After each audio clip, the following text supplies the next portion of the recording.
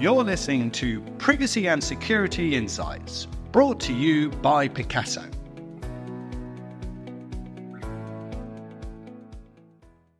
Hello, and welcome to the podcast series, episode 8, Blockchain and Privacy. Are they contradictory? I am Steve Wright, your host for today. I am delighted to be joined by Vivienne Artz, OBE. Vivienne is on our board and a bit of a legend in the privacy world of everything. And I just wanted to start by saying, welcome, Vivienne. Delighted to have you here. Steve, thank you so much for inviting me to join this podcast. I'm absolutely thrilled to have the opportunity to speak with you again and to share some thoughts on our topic of today. Yes. And what a topic it is, blockchain. Now, we've heard lots about it and it conjures up all types of images in my mind. And I'm not even going to attempt to explain it. That's for you as an expert in this space. Now, you've had, I think, over 20 years experience in the financial services industry, was the CPO for many global FTSE 100 organizations. So you really know this subject inside out. So I'm really pleased. So if you don't mind, I'll move straight to the first question, Vivienne. And the first question is, blockchain seems to be an evolving technology for a whole range of products and services, whether financial services like cryptocurrencies and crypto assets, or as a record of title for a land, or precious stones or metals. And now we have NFTs, non-fungible tokens, where works of art can be made digital and purchased by individuals. So in this fast pace of development, have our laws and regulations caught up? And are there any new issues that need to be considered? Thank you so much, Stephen. You're absolutely right. The blockchain world has evolved very quickly, and there's now an increasing amount of focus on it because its value has increased enormously. The value of crypto assets rose to about $3 trillion in 2021, and then they had a big dive and fell down in value about 75%. But the journey in terms of blockchain and crypto assets continues at considerable pace. And because it involves not just financial services, but individuals can get involved in crypto assets, the regulators are now starting to pay much more attention to it, because it isn't just about financial services products being digitized and then sold in a digital way. It's also about this whole new area of uncollateralized digital assets that are arising. And of course, it isn't just trading as between two corporate entities. Individuals can buy crypto assets as well. But let's just go back to what we're talking about here, which is not those different types of assets, but actually the blockchain itself, because the blockchain is the base on which the crypto assets sit. And blockchain is what it says. It's a series of blocks in a chain. And that, I think, is the crux of the issue. Well, not the issue, it's actually how it is architected. So each time there's a transaction, it forms a new block on the chain. And so the chain gets bigger and bigger and bigger over time. But that's wonderful because actually what you do is you have absolute consistency and a repetition effectively of everything that's happened before. So it's a perfect record. That's really what blockchain is, a series of blocks in a chain that create a perfect record. So we are seeing quite a bit of regulatory interest and legislation. And I just draw people's attention to the UK, where the Bank of England and the Treasury published a paper in February this year on the digital pound. And in that, it's one of the first papers I've seen from the financial services sector where they've taken a focus on privacy, which is what we want to talk about today. Wow. Thank you. And you've just really broke it open for us so that we can understand what this conversation's all about, because this is interesting. And I think, I've been in privacy a number of years, and the interlude and the overlap here with blockchain is there. I can see it, and you're making it tangible, which is what this series is all about, trying to make it realistic, tangible and understandable. So thank you. And in your article, which hopefully as a listener you have subscribed to and have read, you describe how blockchain architecture provides a range of unique and attractive features, such as immutability and transparent auditability. But these apparent benefits also can be sometimes at odds with privacy requirements. So is there an example, Vivienne, that how immutability and auditability may pose challenges from a privacy perspective? Absolutely. So the immutability is wonderful because if you think about that series of blocks in a chain, none of them can be amended without everybody seeing. So if you think of cryptocurrencies, that's super cool because effectively you can eliminate fraud from the system. Because unless you add your block and it meets the requirements and incorporates the information from all the previous blocks, it won't be accepted. So the immutability provides auditability, and it means that the information is there forever. Oh my goodness. So what do you do about data subject rights, such as the right to correction and erasure? How can you exercise those rights in an architecture which cannot be changed and which includes all the legacy information from the first transaction to the last transaction? And it's not that it's a problem. That's the feature. That's the attraction.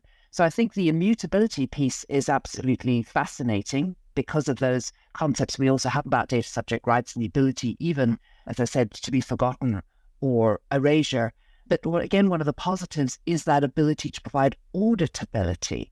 So suddenly, auditability is really easy and transparent. You don't have to go anywhere to find the information. It's all right there in front of you.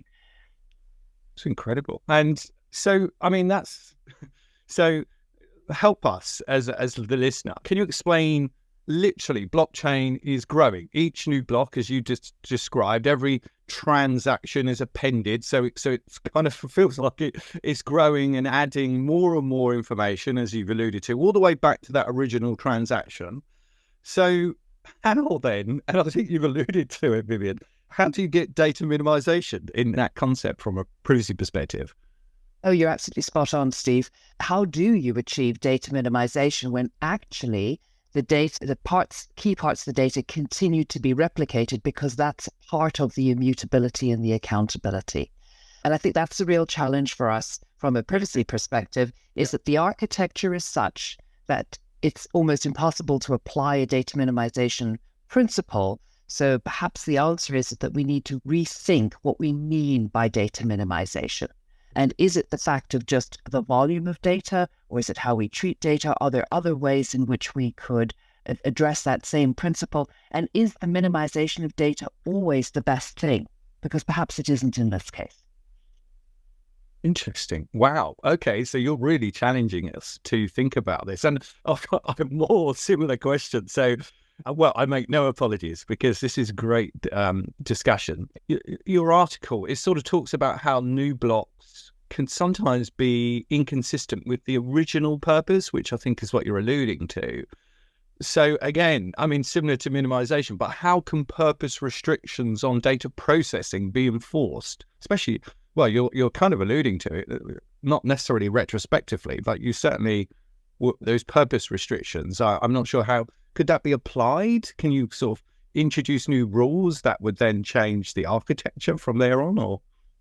The way in which the blockchain works is it's effectively governed by a smart contract, so an electronic contract that sets the rules. Some people have sort of likened it to a vending machine. You put your money in and it goes through a process and out pops your chocolate bar or your can of soft drink. And you just keep doing that. That's how you do the transaction.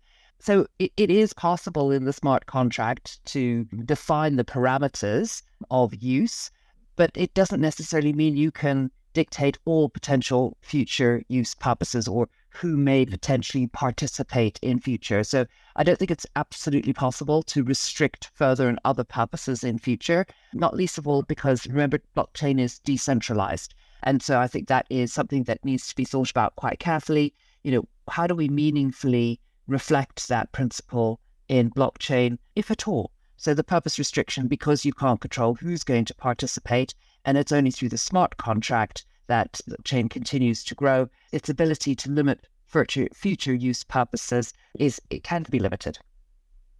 Okay, and so then the inevitable question, as per your article, is who is responsible in the event of some security breach? I mean, there's a question here, I suppose, even before that. Can blockchain be breached? Is that possible? I mean, technically, Is it feasible? And therefore, who would... Yes. We've had a number of security breaches and frauds that have taken place with regard to blockchain, but I think part of that is very much because there aren't consistent standards with regard to security measures. So remember, each block as it is created, it's hashed. It's a crypto. There's some sort of crypto element to secure it, as the case may be. But people's security is in lots of different ways.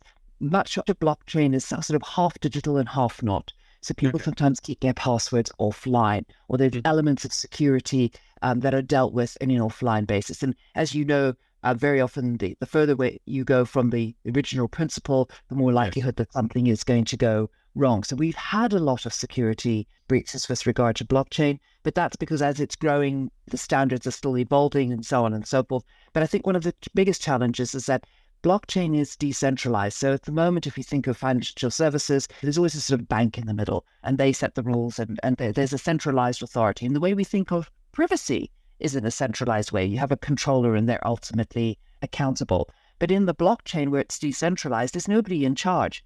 Anyone can participate within the relevant group. And in that decentralized way, if there is a breach that happens within the blockchain, who is responsible? It's really not very clear at all. And so I think it's quite challenging to apply accountability principles. Yeah, that's exactly what we're on the same page. Yeah. So that is tricky. Then the Bank of England and other major banks, central banks, they must be really pondering this one and trying to work out how do they demonstrate that accountability then? What an interesting dilemma to be facing into.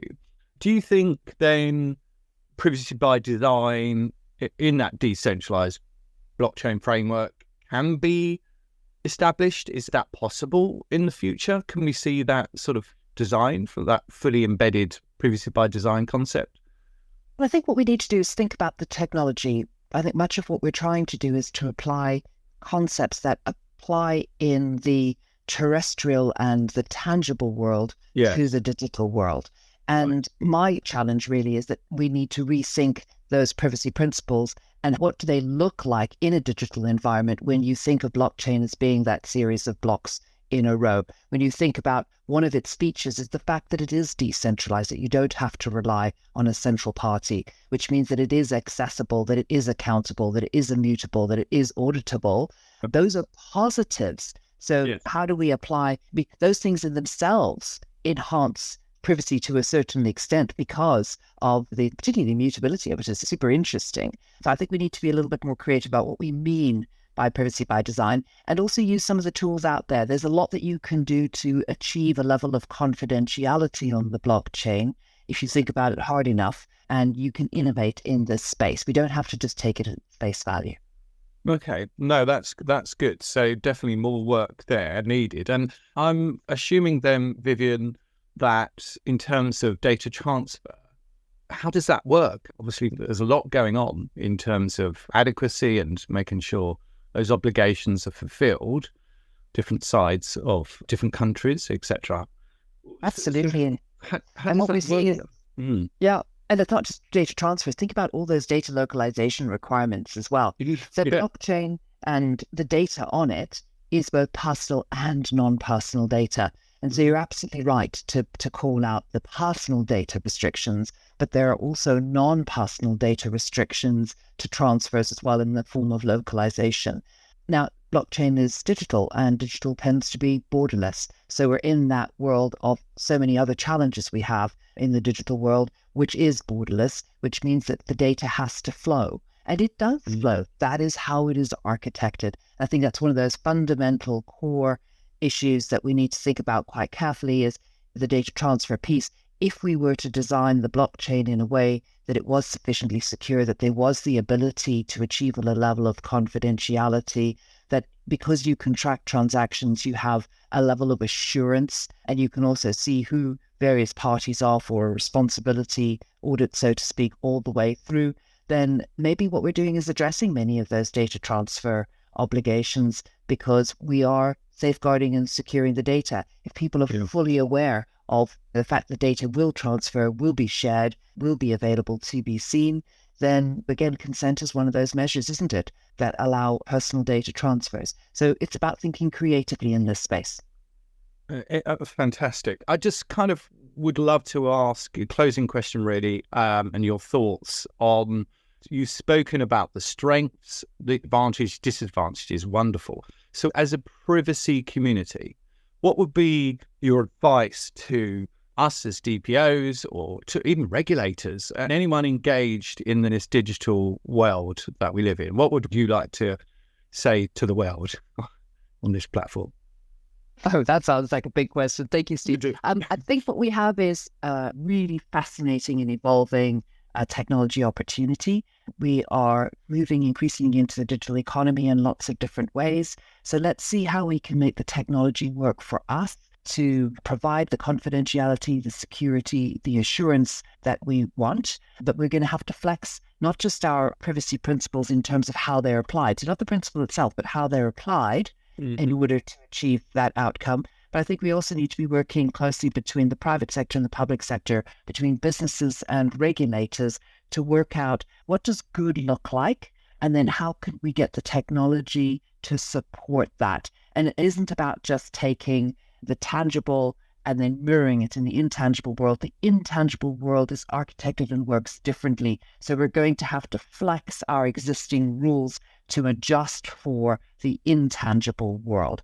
I didn't say loosen or weaken. I said we're going to have to flex them so that they are appropriate and can achieve the outcome that we're seeking, because we're certainly not going to get that outcome by applying them in exactly the same way, because we're just dealing in a completely different universe. So the opportunity is there, and I think it's a fascinating future that we have together, but it's one where we're going to have to talk between regulators, legislators, and business, but also at an international level, because the digital economy is an international one.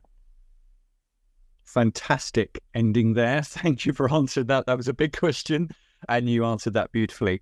I want to thank, on behalf of Picasso, for those of you listening, I'm Steve Wright on the Picasso board. Vivienne is actually our Picasso vice chair and has brought so much rich understanding and experience around privacy. So I am delighted that you were able to come here and talk about blockchain.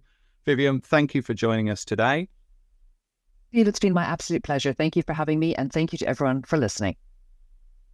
Lovely. And thank you for listening. Tune in for the next episode. I'm Steve Wright, signing off from the Picasso podcast series.